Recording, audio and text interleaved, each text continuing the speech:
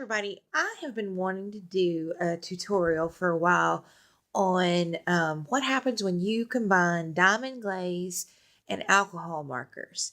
Um, and not just diamond glaze. Um, you can use, let me get them in frame, diamond glaze, which is what I've got here and what I'm using today because I found some more. The Americana triple thick, um, brilliant brush on gloss glaze, glossy accents, paper glaze, basically any kind of shiny acrylic paint on finish. All right. But it needs to be something that's liquidy and it needs to set up pretty hard. Okay. It's the same technique I used on my Christmas cards, my girl. And it gives you really great shine, but it also really makes the colors come alive. So that's really what I wanted to do the tutorial on, is to show you what it does to your colors. So she's wet. You have to let her dry pretty much overnight, and I didn't want to wait overnight. So here's who we're doing, and you can see she is absolutely gorgeous, and those colors are just so vibrant. And of course, she's gonna have a shine to her, a sheen to her. See, but she just really comes alive with the distress markers when you do this. So I'm going to just start from the beginning. And let me get where I'm actually working in frame. And to do her, she is, oh, here it is, underneath here. She's a Unity stamp. She's a Kennedy girl. She comes with a little phrase on her, spread your wings and fly. She's one of my new stamps. Today was my first time playing with her, and I adore her just like all my other Unity stamps. So we're using her. We're using black stays on because I really wanted the crisp, dark lines of her outline. We're also using clear embossing powder to really make those lines jump out and give the lines some depth too, because the glaze is going to lift the ink and give it some depth, the color. So I wanted the black to have some depth too. All right, I'm just doing this on scrap cardstock. I know somebody asked me in my last video and I didn't say. So it's just scrap cardstock. There is nothing special going on here. I mean, it is truly scrap. So I'm having to see how she'll fit. All right, and then I have Tim Holtz distress markers, but any alcohol markers will work. What you need is that they're reactivative.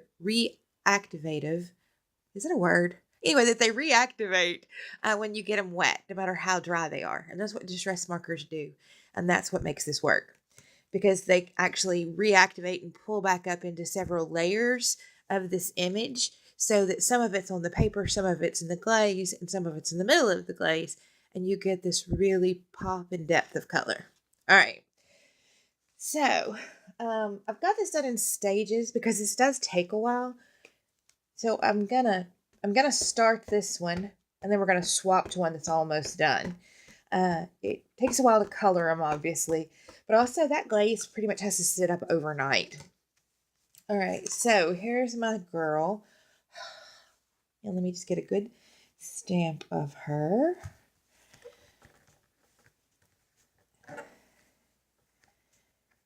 And you'll know I don't have a lot of fancy dancy stuff. So they do make a really cool tray for when you're pouring your embossing powder. And I do want to try one and get one. I think it'd be really nice and neat and have so fabulous. But I don't have one. She didn't completely stamp. And I'm not sure this will work, but I've got to move fairly quick. Otherwise, she'll be too dry for the embossing powder to stick. All right, so I just put her on a piece of folded paper and pour. And I hope me taking that second to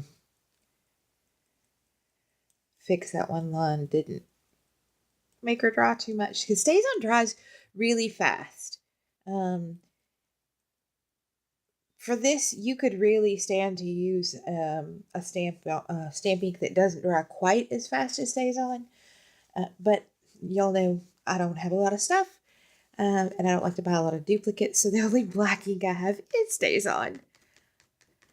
All right, and I kind of always look at it because there'll be places it just static clung, but you want to be real careful doing this because if you bump her, you will knock it off. Okay. And it did not stick to where I put the pin lines. I wanted to try it and see. And then I just pour it back in.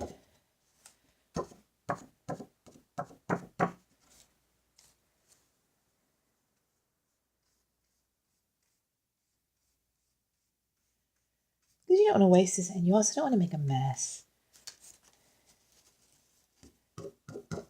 It doesn't take very much, but you end up getting a lot of it moving when you do this.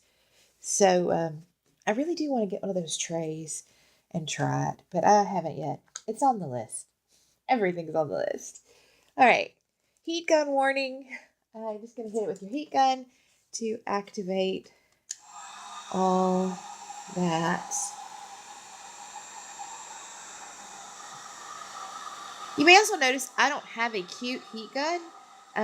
This one was, I want to think like $10, maybe a little less, at the hardware store. It was, at the time, like half the price of the craft ones.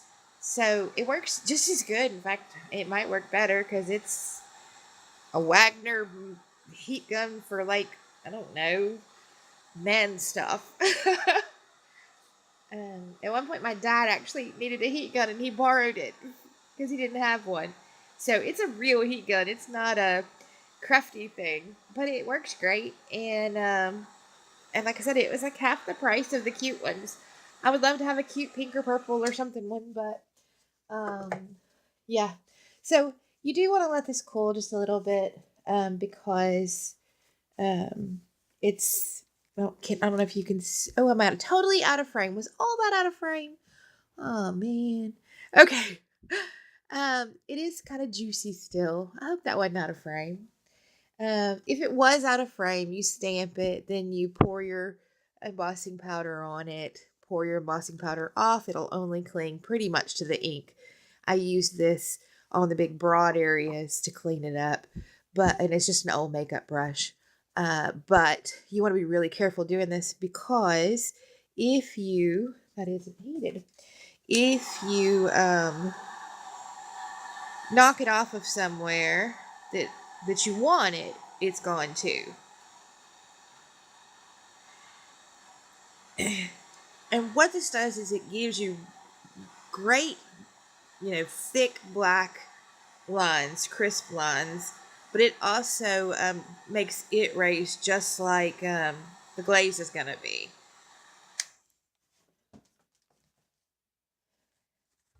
So there you go.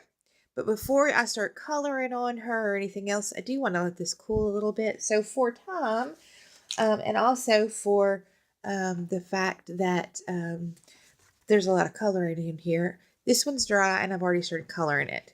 So let me move y'all around and make sure that is actually in frame. All right, so for distress markers, the biggest thing I would say is when you want shadows and different variations in color, all you have to do is just put more ink. So on her dress, there are natural areas that would be shadowed. They'd just be deeper. So I'll just keep putting layers of the color on there until they are as dark and deep as I want.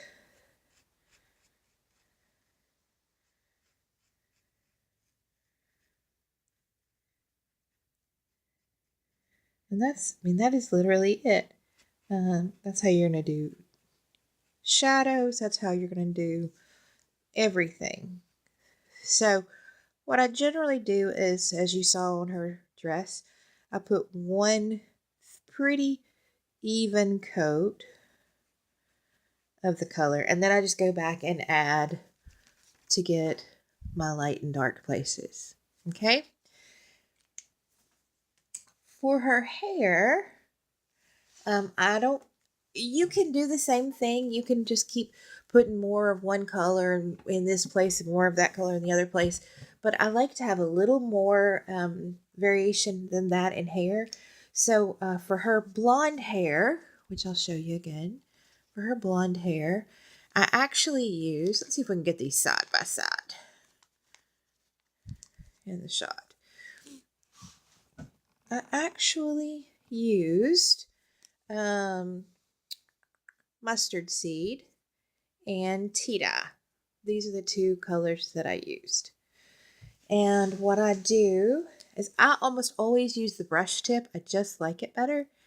Is just put some dark, and I try to put the tea dye, because that's my darker color, in the places where you would have those shadows, you know, that darker color.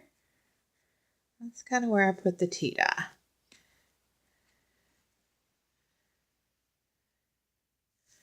All right. And then I come back with the mustard seed, which of course is much lighter and brighter, and I go over all of it so that it blends those colors in the areas where the dark already is, but it also brightens it to this, so their hair doesn't really look streaked. It looks like it's just got high and low tones. And there she is. All right, for skin, there are no good skin tones in the set that I bought, which I think is the same thing I said about my other pencils. So you kind of have to get a little inventive. And what I have found is if you want a lighter skin tone, which is what she is right here, I've got her the lighter skin tone, that is antique linen. If you want a darker skin tone, I use old paper. If you want a medium skin tone, use both, but very sparingly. If you want a really dark skin tone, I use both very heavy. And then I add, I'm knocking my lid off, spun sugar to the mix to make her basically look alive. Everybody has kind of a pinky undertone, which is your blood under your skin. And this is how I get that look, so that she has that healthy, alive look to her. And you can see there's just little flecks of pink here and there. And that's kind of how your skin looks. I'm kind of torn between whether I make her darker so you can see the difference in the two skin tones, or if I make her the exact same so you can actually see that it works. And I think I'm going to go with the exact same so you can see that it actually works. So what I do is, this is my antique linen. Make sure I'm in frame here. And I just color her in. And I do use kind of a light hand for this. And I do color her. I'm going to end up bumping that. Let me scoot that over just a little bit. I color her the same way I did everything else. Kind of get a light layer, and then places that would be naturally shadowed, like under her arm, I just go a little heavier. Her neck, the bottom of her chin, under her hair, right there, just go a little heavier. Along her dress, the curve of her thigh,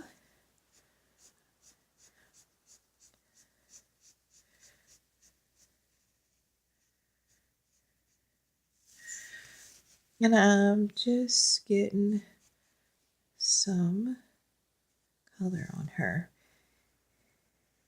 And she's going to look really bad. The first time I did this, I thought this is going to look horrible, but I couldn't think of anything else to do. And And the first time I did it, I thought, well, this is going to be really bad.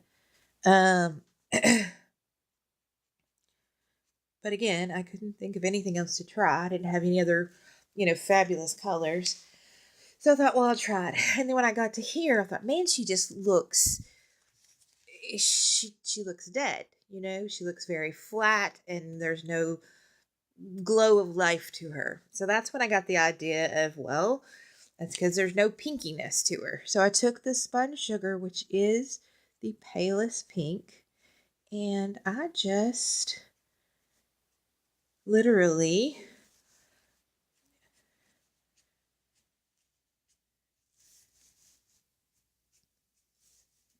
randomly put it on here.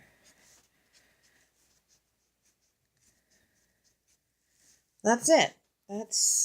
That's all I do. So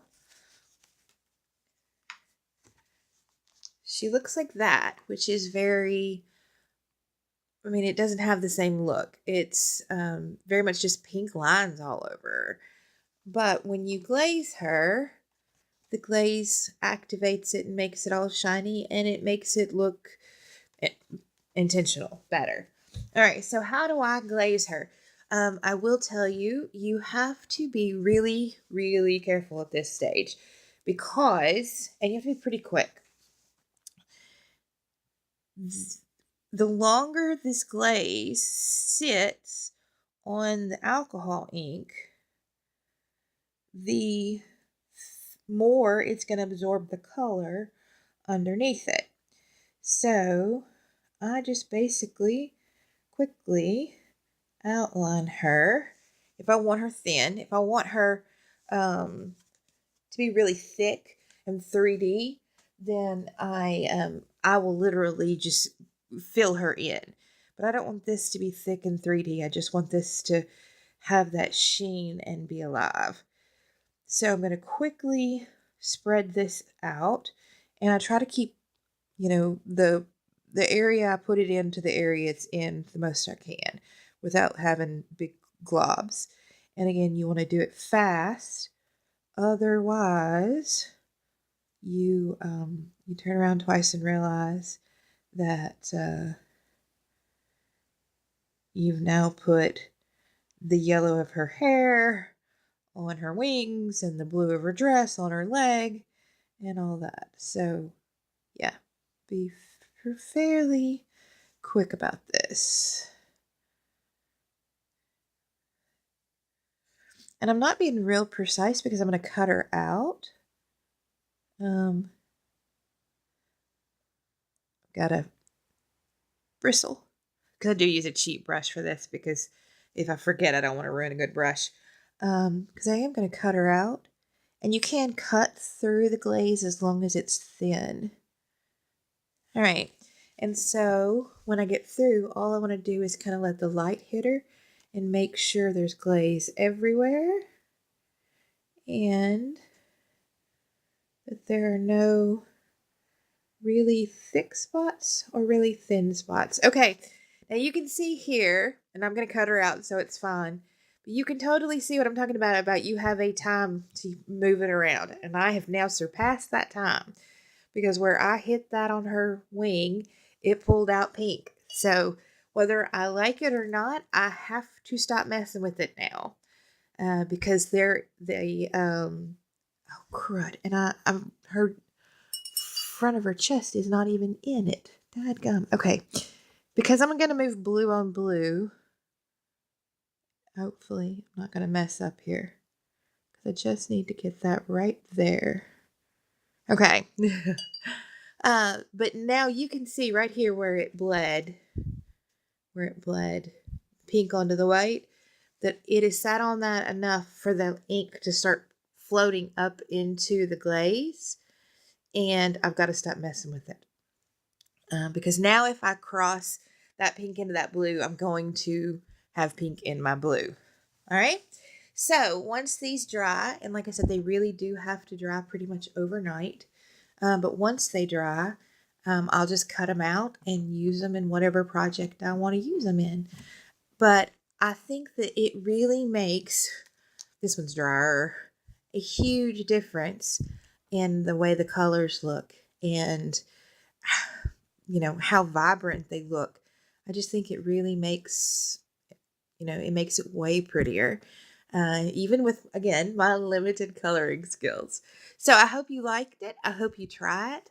And if you've used distress markers and you think, man, the colors they're too flat, they're too faded, this is a way to change that and make them vibrant and pop. All right, that's it. Bye.